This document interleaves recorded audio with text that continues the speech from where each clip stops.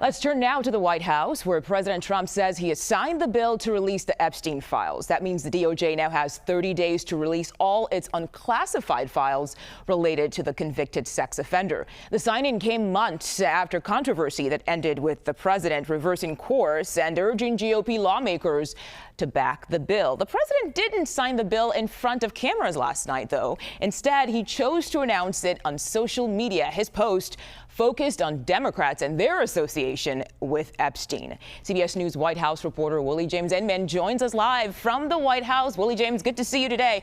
Any indication of what we'll see from those files and when? Hey there, Mugo. Good to be with you as well. Perhaps no surprise that the president didn't sign this bill publicly because the president wants to turn attention away from this whole Epstein Files saga. But within those files, we anticipate there could perhaps be flight logs, different types of investigative materials that could be released, as well as witness interviews, immunity deals. All of the information that's relevant essentially would have to be released in 30 days from the Department of Justice. But remember, the caveat here is that the president called for an investigation for the DOJ to investigate prominent Democrats connected to Jeffrey Epstein, and that has started. So perhaps those files connected to that particular part of the investigation could perhaps be withheld. So it's unclear how all of this will work out. But now the clock is ticking in terms of that 30 days the DOJ has to release these files. And I'll note that Pam Bondi, the Attorney General, had this to say yesterday during a press conference. Listen to what she said. Information that has come for there's information new information, additional information, and again, we will continue to follow the law, to investigate any leads. If there are any victims, we encourage all victims to come forward, and we will continue to provide maximum transparency under the law.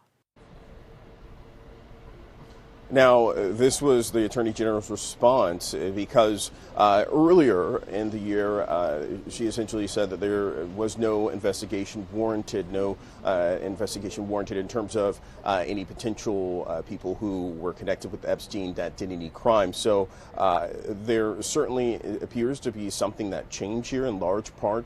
You can point to the president with some of this, calling for an investigation in terms of the connections with Jeffrey Epstein and those prominent Democrats, including former President Bill Clinton, who, and a spokesperson for the former president, called this noise, essentially saying that it distracts from other different types of situations that the government should be focused on, whether it comes to affordability or different types of issues. So we'll have to wait and see in terms of how this plays out. But with the president signing this bill into law, it does start that timeline for the DOJ to release these files, Mugo.